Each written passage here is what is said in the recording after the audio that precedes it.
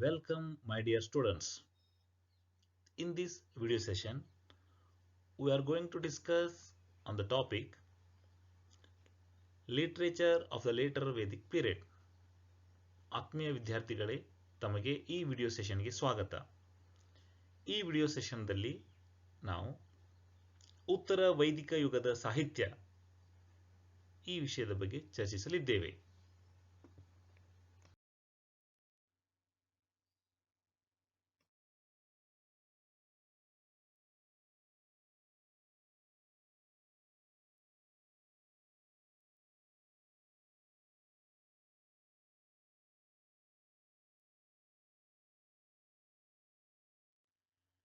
The later Vedic culture is dated to the period between 1000 BCE to 600 BCE.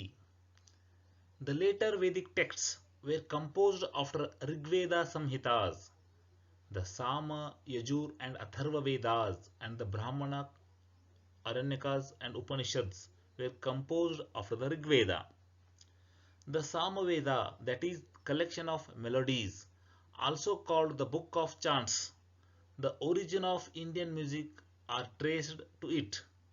Many hymns in it have been taken from the Rigveda and are meant to be sung at the time of the Soma sacrifice by a special class of priests called Udgatris.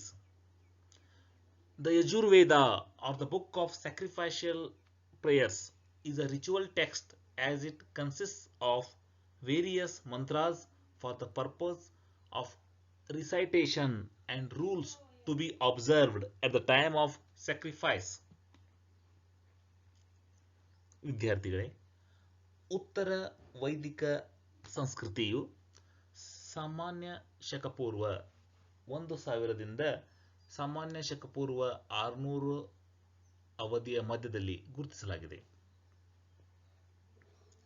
Rigveda ಸಂಹಿತೆಯ ನಂತರ ಉತ್ತರ ವೈದಿಕ ಪಠ್ಯಗಳು ರಚಿಸಲ್ಪಟ್ಟವು.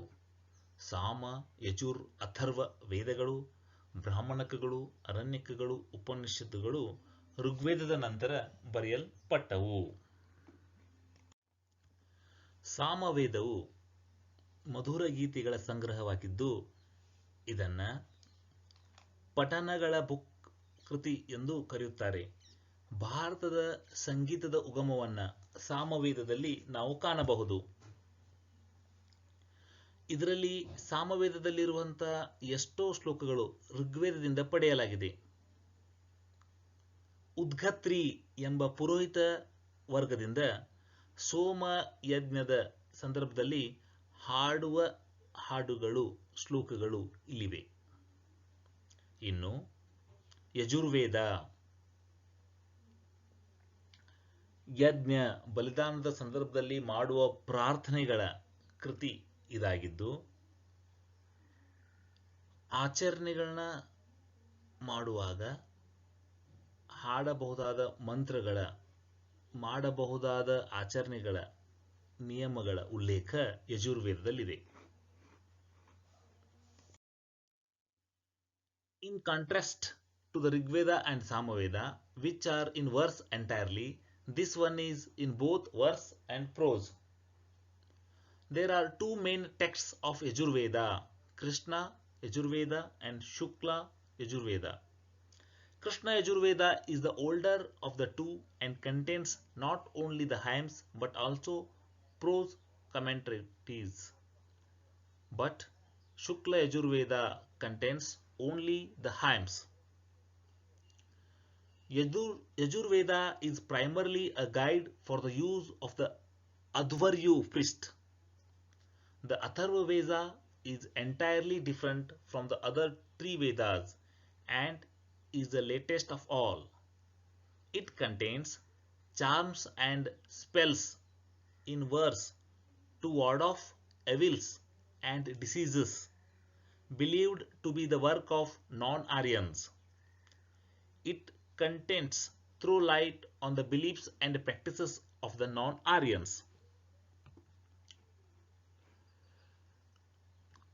ಯಜುರ್ವೇದವು ಋಗ್ವೇದ ಮತ್ತು ಸಾಮವೇದಕ್ಕೆ ಸಂಪೂರ್ಣ ವೈರುಧ್ಯವಾಗಿ ಏಕೆಂದರೆ ಋಗ್ವೇದ ಮತ್ತು ಸಾಮವೇದಗಳು ಸಂಪೂರ್ಣವಾಗಿ ಪದ್ಯ ರೂಪದಲ್ಲಿದ್ದರೆ ಯಜುರ್ವೇದ ಪದ್ಯ ಮತ್ತು ಗದ್ಯ ಇವೆರಡೂ ರೂಪದಲ್ಲಿವೆ. ಯಜುರ್ವೇದದಲ್ಲಿ ಮುಖ್ಯವಾಗಿ ಎರಡು ವಿಭಾಗಗಳು: ಕೃಷ್ಣ ಅಂದರೆ ಕಪ್ಪು ಯಜುರ್ವೇದ, ಶುಕ್ಲ ಅಂದರೆ ಶ್ವೇತ ಯಜುರ್ವೇದ. ಕೃಷ್ಣ ಯಜುರ್ವೇದ ಶ್ವೇತ ಯಜುರ್ವೇದಕ್ಕಿಂತ ಸ್ವಲ್ಪ ಹಳೆಯದು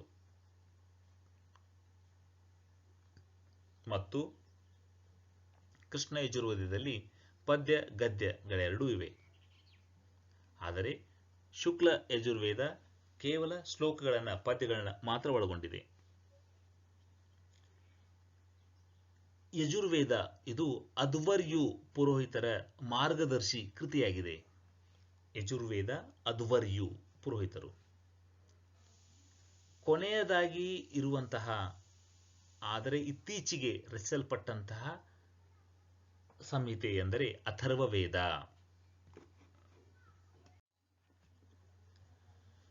ದುಷ್ಟಶಕ್ತಿಗಳು, ರೋಗಗಳನ್ನು ಓಡಿಸುವಂತಹ ಮಂತ್ರ ಪಠನಗಳು, ತಾಯಿತಗಳು ವಿವರಣೆ ಈ ಅಥರ್ವವೇದದಲ್ಲಿ ಕಂಡುಬರುತ್ತದೆ. ಹೀಗಾಗಿ ಇದು ಆರೇತರರ ಕೃತಿ ಎಂದು ನಂಬಲಾಗಿದೆ. ಇದು ನಂತರ ವೈದಿಕ ಯುಗದ ಆರೇತರರ ನಂಬಿಕೆಗಳು, ಅವರ ಆಚರಣೆಗಳ ಬಗ್ಗೆ ಬೆಳಕು ಚೆಲ್ಲುತ್ತದೆ. The Brahmanas are amongst the earliest works in prose in Sanskrit and are primarily in the nature of explanation or discussion on the rituals and mantras, but throw light on the other issues as well. Every Veda has several Brahmanas attached to it. Rigveda, Aitareya and Kaustiki Brahmanas were attached to Rigveda. Tandyamaha and Jaiminya Brahmana were attached to Samaveda. Taitriya and Satpatha Brahmana were attached to Yajurveda. Gopatha Brahmana is attached to Atharvaveda. The Aryankas are generally called the forest books and are the concluding portion of the Brahmanas. They are for the use and guidance of the hermits living in the jungles. The Aranyakas deal with mysticism and philosophy and not with the rituals. ಬ್ರಾಹ್ಮಣಕಗಳು ಸಂಸ್ಕೃತದಲ್ಲಿ ಬರೆಯಲ್ಪಟ್ಟ ಮೊದಲ ಗದ್ಯಗಳಲ್ಲಿ ಒಂದು. ಇವು ಮುಖ್ಯವಾಗಿ ವಿವರಣೆ ಅಥವಾ ಚರ್ಚೆ ರೂಪದಲ್ಲಿ ಬರೆಯಲ್ಪಟ್ಟಿವೆ. ಯಜ್ಞ ಮಂತ್ರಗಳನ್ನು ಒಂದು ವಿವರಣೆ, ಚರ್ಚೆಯನ್ನು ಇವು ಒಳಗೊಂಡಿವೆ. ಇದಷ್ಟೇ ಅಲ್ಲದೆ ಬೇರೆ ವಿಷಯಗಳ ಬಗ್ಗೆಯೂ ಮಾಹಿತಿ ಇಲ್ಲಿ ಲಭಿಸುತ್ತದೆ. ಪ್ರತಿಯೊಂದು ವೇದಕ್ಕೂ ಕೆಲ ಬ್ರಾಹ್ಮಣಕಗಳು ಸೇರಿಸಲ್ಪಟ್ಟಿವೆ. ಉದಾಹರಣೆಗೆ ಐತರೇಯ ಮತ್ತು ಕೌಷ್ಟಿಕಿ ಬ್ರಾಹ್ಮಣ ಋಗ್ವೇದಕ್ಕೆ, ತಂದ್ಯಮಹ ಜೈಮಿನಿಯ ಬ್ರಾಹ್ಮಣ ಸಾಮವೇದಕ್ಕೆ, ತೈತರೀಯ ಸತ್ಪಥ ಬ್ರಾಹ್ಮಣ ಯಜುರ್ವೇದಕ್ಕೆ, ಗೋಪಥ ಬ್ರಾಹ್ಮಣ ಅಥರ್ವವೇದಕ್ಕೆ ಸೇರಿಸಲ್ಪಟ್ಟಂತೆ.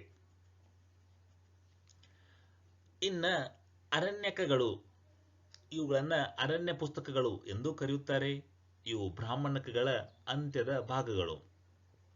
ಇವು ಅರಣ್ಯದಲ್ಲಿ ವಾಸಿಸುವ ಸಾಧುಗಳ ಪ್ರಯೋಗಕ್ಕೆ ಬರುವಂತಹ ಮಾರ್ಗದರ್ಶಿ ಮಾಡುವಂತಹ ಪಠ್ಯಗಳಾಗಿವೆ.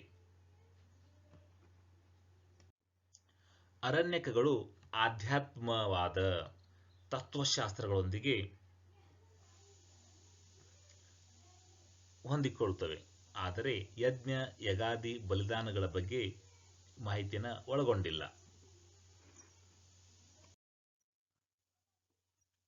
The Aranyakas form a bridge between Karma Marga and the Jnana Marga. Their stress is more on moral virtues. The Upanishads literally implies a confidential communication of the secret doctrine between Guru and Shishya. They are the philosophical texts dealing with topics like the universal soul, the individual self, the origin of the world, the mysteries of nature, and so on. They criticize the rituals and lay stress on the value of the right belief and knowledge. There are 108 Upanishads which were written by various saints between 800 BCE and 500 BCE. The language of these Upanishads is classical Sanskrit and not the Vedic Sanskrit. ಅರಣ್ಯಕಗಳು ಕರ್ಮ ಮಾರ್ಗವಾದ ಬ್ರಾಹ್ಮಣಕಗಳು ಮತ್ತು ಜ್ಞಾನ ಮಾರ್ಗದ ಬಗ್ಗೆ ಹೇಳುವ ಉಪನಿಷತ್ಗಳ ಮಧ್ಯದ ಸೇತುವೆಯಾಗಿದೆ. ಅರಣ್ಯಕಗಳು ಹೆಚ್ಚು ನೈತಿಕ ಮೌಲ್ಯಗಳಿಗೆ ಒತ್ತು ನೀಡುತ್ತವೆ. ಇನ್ನು ಕೊನೆಯದಾಗಿ ಉಪನಿಷದ್ಗಳು ಗುರು ಮತ್ತು ಶಿಷ್ಯರ ಮಧ್ಯದ ರಹಸ್ಯಪೂರ್ಣ ಸಂವಹನಗಳಾಗಿವೆ. ಇವು ಆತ್ಮ, ವಿಶ್ವದ ಉಗಮ, ನಿಸರ್ಗದ ರಹಸ್ಯಗಳು ಇಂತಹ ವಿಷಯಗಳ ತತ್ವಶಾಸ್ತ್ರೀಯ ಚಿಂತನೆಗಳನ್ನು ಒಳಗೊಂಡಿವೆ. ಇವು ಆಚರಣೆಗಳನ್ನು ಟೀಕಿಸಿ ಸರಿಯಾದ ನಂಬಿಕೆ, ಸರಿಯಾದ ಜ್ಞಾನಕ್ಕೆ ಮಹತ್ವ ನೀಡುತ್ತವೆ. ಕ್ರಿಸ್ತಶಕ ಪೂರ್ವ 800 ರಿಂದ ಕ್ರಿಸ್ತಶಕ ಪೂರ್ವ 500 ಈ ಕಾಲಘಟ್ಟದ ಮಧ್ಯೆ ಹಲವಾರು ಸಾಧುಗಳಿಂದ, ಸನ್ಯಾಸಿಗಳಿಂದ ರಚಿಸಲ್ಪಟ್ಟ ಒಟ್ಟು 108 ಉಪನಿಷತ್ಗಳು ಬರೆಯಲ್ಪಟ್ಟಿವೆ. ಈ ಉಪನಿಷತ್ಗಳ ಭಾಷೆ ಶಾಸ್ತ್ರೀಯ ಸಂಸ್ಕೃತ, ಆದರೆ ವೈದಿಕ ಸಂಸ್ಕೃತ ಅಲ್ಲ.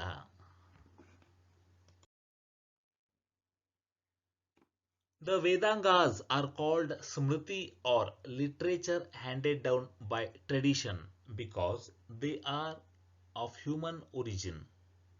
The 6 important Vedangas are: Shiksha deals with pronunciation, Kalpa rituals, Vyakarna grammar, Nirukta etymology, Chandas metrics, Jyotish astronomy. The Vedangas are written in the form of sutras, that is, prose style intended for memorization. ವೇದಾಂಗಗಳು ಇವುಗಳನ್ನು ಸ್ಮೃತಿ ಎಂದು ಕರೆಯುತ್ತಾರೆ. ಇವು ಮಾನವ ಜನ್ಮಿತವಾಗಿವೆ. 6 ಮುಖ್ಯ ವೇದಾಂಗಗಳೆಂದರೆ ಶಿಕ್ಷ, ಕಲ್ಪ, ವ್ಯಾಕರಣ, ನಿರುಕ್ತ, ಛಂದಾಸ್, ಜ್ಯೋತಿಷ್. ಶಿಕ್ಷ ಉಚ್ಚಾರಣೆಯೊಂದಿಗೆ ಸಂಬಂಧ ಹೊಂದಿದೆ. ಕಲ್ಪ ಆಚರಣೆಗಳೊಂದಿಗೆ ಸಂಬಂಧ ಹೊಂದಿದೆ. ವ್ಯಾಕರಣ ಇದು ಭಾಷಾ ವ್ಯಾಕರಣದೊಂದಿಗೆ ಸಂಬಂಧ ಹೊಂದಿದೆ. ನಿರುಕ್ತ ಶಬ್ದೋತ್ಪತ್ತಿ ಈ ವಿಷಯದೊಂದಿಗೆ ಸಂಬಂಧ ಹೊಂದಿದೆ. ಛಂದಾಸ್ ಇದು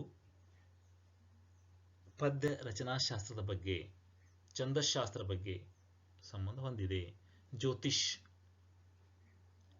ಖಗೋಳಶಾಸ್ತ್ರದ ಬಗ್ಗೆ ಸಂಬಂಧ ಹೊಂದಿದೆ. ಈ ವೇದಾಂಗಗಳು ಸೂತ್ರಗಳ ರೀತಿಯಲ್ಲಿ ಬರೆಯಲ್ಪಟ್ಟಿವೆ, ಅಂದರೆ ಗದ್ಯ ರೂಪದಲ್ಲಿ ಜ್ಞಾಪನ ಇಟ್ಟುಕೊಳ್ಳಲು ಸುಲಭವಾಗುವಂತೆ, ಸ್ಮರಣೆ ಮಾಡಲು ಸುಲಭವಾಗುವಂತೆ ಇವುಗಳನ್ನು ರಚಿಸಲಾಗಿದೆ. Only Kalpa Sutra have come down to us, and Sutra are divided into 3 classes: Shrauta Sutra, Graha Sutra, Dharma Sutra. Shrauta Sutra deals with the rituals of the great sacrifice of Agni Soma. Attached to it is the Sulva Sutra, the oldest book on Indian geometry, containing instruction for the measurement and construction of Vedic fire altars. Griha Sutra deals with domestic ceremonies and sacrifices to be performed by the householder. Dharma Sutra deals with the laws, manners and customs of people. In addition to the Vedangas, there are four Upavedas: Ayurveda for medicine, Dhanurveda, art of warfare, Gandharva Veda, art of music, Shilpa Veda, architecture. ಸೂತ್ರಗಳಲ್ಲಿ ಕಲ್ಪಸೂತ್ರ ಮಾತ್ರ ನಮಗೆ ಲಭ್ಯವಿದೆ. ಇದು 3 ವರ್ಗಗಳಲ್ಲಿ ವಿಭಾಗಿಸಲ್ಪಟ್ಟಿದೆ. ಶ್ರೌತ ಸೂತ್ರದಲ್ಲಿ ಅಗ್ನಿ ಸೋಮ ಆಚರಣೆಗಳಿಗೆ ಸಂಬಂಧಪಟ್ಟಂತಹ ಆಚರಣೆಗಳ ವಿವರಣೆ ಇದೆ. ಇದಕ್ಕೆ ಸಂಬಂಧಪಟ್ಟ ಸೂಳುವ ಸೂತ್ರದಲ್ಲಿ ವೇದಿಕ ಅಗ್ನಿಕುಂಡಗಳ ರಚನೆಗೆ ಸಂಬಂಧಪಟ್ಟಂತಹ ಅಳತೆ ಮಾಹಿತಿ ನೀಡಲಾಗಿದೆ. ಸೂಳುವ ಸೂತ್ರ ಭಾರತೀಯ ಜ್ಯಾಮಿತಿಗೆ ಸಂಬಂಧಪಟ್ಟಂತಹ ಅತ್ಯಂತ ಹಳೆಯ ಕೃತಿ. ಗೃಹ ಸೂತ್ರ ಇದು ಮನೆಯಲ್ಲಿ ಮಾಡಬಹುದಾದ ಆಚರಣೆಗಳು ಮತ್ತು ಯಜ್ಞಗಳ ಮಾಹಿತಿ ಒಳಗೊಂಡಿದೆ. ಧರ್ಮಸೂತ್ರ ಜನರಿಗೆ ಸಂಬಂಧಪಟ್ಟ ಆಚರಣೆಗಳು, ರೀತಿನೀತಿಗಳು, ಕಾನೂನುಗಳ ಮಾಹಿತಿ ಒಳಗೊಂಡಿದೆ. ಈ ವೇದಾಂಗಗಳಿಗೆ ಸಂಬಂಧಪಟ್ಟ 4 ಉಪವೇದಗಳೂ ಇವೆ. ಆಯುರ್ವೇದ ವೈದ್ಯಕೀಯಕ್ಕೆ ಸಂಬಂಧಪಟ್ಟಂತ ಕೃತಿ, ಧನುರ್ವೇದ ಯುದ್ಧ ಕಲೆಗೆ ಸಂಬಂಧಪಟ್ಟಂತ ಕೃತಿ, ಗಂಧರ್ವ ವೇದ ಸಂಗೀತಕ್ಕೆ ಸಂಬಂಧಪಟ್ಟಂತ ಕೃತಿ, ಶಿಲ್ಪವೇದ ವಾಸ್ತುಶಿಲ್ಪಕ್ಕೆ ಸಂಬಂಧಪಟ್ಟಂತ ಕೃತಿ. ಕೊನೆಯದಾಗಿ The 6 schools of Indian philosophy form an important part of Vedic literature known as Shaddarshana. They and their profounders are Nyaya, Gautama, Vaishachika, Kanada, Sankhya, Kapila, Yoga, Patanjali, Mimamsa, Jaimini, Vedanta, Badarayana. ಭಾರತೀಯ ತತ್ವಶಾಸ್ತ್ರದ 6 ಮುಖ್ಯ ಶಾಖೆಗಳಾದ ಷಡ್ದರ್ಶನಗಳು ಮತ್ತು ಇವುಗಳ ಮುಖ್ಯಸ್ಥರು ಸ್ಥಾಪಕರು. ನ್ಯಾಯ ಇದನ್ನ ಗೌತಮ ಎಂಬ ಮುನಿ ಪ್ರಚಾರಪಡಿಸಿದ್ದಾನೆ. ವೈಶಾಚಿಕ ಕನಾದ, ಸಾಂಖ್ಯ ದರ್ಶನ ಕಪಿಲ, ಯೋಗ ದರ್ಶನ ಪತಂಜಲಿ, ಮೀಮಾಂಸಾ ಇದನ್ನ ಪೂರ್ವ ಮೀಮಾಂಸಾ ಎಂದು ಕರೆಯುತ್ತೇವೆ. ಜೈಮಿನಿ, ವೇದಾಂತ ಅಥವಾ ಉತ್ತರ ಮೀಮಾಂಸಾ ಬಾದರಾಯನ. ಒಟ್ಟಾರೆಯಾಗಿ the later Vedic texts were composed after Rigveda Samhita and they are Samaveda, Yajur and Atharva Veda. Brahmanas, Aranyakas and Upanishads are also later Vedic texts. Vedangas, Sutra, Upavedas and Shaddarshanas are also considered as later Vedic text. ಒಟ್ಟಾರೆ ಋಗ್ವೇದದ ನಂತರ ಬರೆಯಲ್ಪಟ್ಟಂತಹ ಉತ್ತರ ವೈದಿಕ ಪಠ್ಯಗಳು ಸಾಮ, ಯಜುರ್, ಅಥರ್ವವೇದ, ಬ್ರಾಹ್ಮಣಕಗಳು, ಅರಣ್ಯಕಗಳು, ಉಪನಿಷತ್ತುಗಳು. ಅಷ್ಟೇ ಅಲ್ಲ, ವೇದಾಂಗ, ಸೂತ್ರ, ಉಪವೇದ, ಷಡ್ದರ್ಶನಗಳು ಕೂಡ ಉತ್ತರ ವೈದಿಕ ಪಠ್ಯಗಳಾಗಿವೆ. ಈ ವಿಡಿಯೋ ಸೆಷನ್ಗೆ ಸಂಬಂಧಪಟ್ಟ ಮುಖ್ಯ ಪ್ರಶ್ನೆಗಳು: which among the following Veda is partly a prose work? Rigveda, Samaveda, Yajurveda, Atharvaveda. ಈ ಕೆಳಗಿನ ಯಾವ ವೇದವು ಭಾಗಶಃ ಗದ್ಯ ಕೃತಿಯಾಗಿದೆ? ಆಯ್ಕೆಗಳು: ಋಗ್ವೇದ, ಸಾಮವೇದ, ಯಜುರ್ವೇದ, ಅಥರ್ವವೇದ. ಸರಿಯಾದ ಉತ್ತರ Yajurveda. Question number 2. Which one of the following Vedangas contain Srautra, Griha and Dharma Sutra? Options are Shiksha, Kalpa, Nirukta, Chandas. ಈ ಕೆಳಗಿನ ಯಾವ ವೇದಾಂಗವು ಶ್ರೌತ, ಗೃಹ, ಧರ್ಮಸೂತ್ರನ ಒಳಗೊಂಡಿದೆ? ಆಯ್ಕೆಗಳು: ಶಿಕ್ಷಾ, ಕಲ್ಪ, ನಿರುಕ್ತ, ಚಾಂದಾಸ್. ಸರಿಯಾದ ಉತ್ತರ ಕಲ್ಪಸೂತ್ರ. ಪ್ರಶ್ನೆ 3. Question number 3. Which one of the following Vedangas is not correctly matched? Kalpa, ritual, Jyotisha, astronomy, Shiksha, phonetics, Nirukta, grammar. ಈ ಕೆಳಗಿನ ಯಾವ ವೇದಾಂಗ ತಪ್ಪಾಗಿ ಜೋಡಿಸಲ್ಪಟ್ಟಿದೆ? ಸರಿಯಾದ ಉತ್ತರ ನಿರುಕ್ತ ಗ್ರಾಮರ, ನಿರುಕ್ತ ವ್ಯಾಕರಣ. Question number 4. Shruti literature does not include Vedangas, Brahmanakas, Aranyakas, Upanishads. ಶ್ರುತಿ ಸಾಹಿತ್ಯ ಈ ಕೆಳಗಿನ ಯಾವುದನ್ನು ಒಳಗೊಂಡಿಲ್ಲ? ವೇದಾಂಗಗಳು, ಬ್ರಾಹ್ಮಣಕಗಳು, ಅರಣ್ಯಕಗಳು, ಉಪನಿಷತ್ಗಳು. ಸರಿಯಾದ ಉತ್ತರ ವೇದಾಂಗಗಳು. Question number 5. Two versions known as the white and the black are available in the Rig Veda and Yajurveda, Yajurveda alone, Samaveda alone, Atharva Veda alone. ಶ್ವೇತ ಮತ್ತು ಕಪ್ಪು ಈ ರೀತಿಯ ವಿಭಾಗಗಳು ಯಾವ ವೇದದಲ್ಲಿ ಕಂಡುಬರುತ್ತವೆ?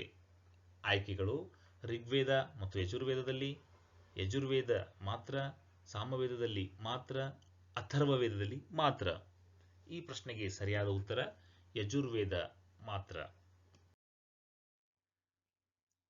Thank you dear students. ವಿದ್ಯಾರ್ಥಿಗಳೇ, ತಮ್ಮೆಲ್ಲರಿಗೂ ಧನ್ಯವಾದಗಳು.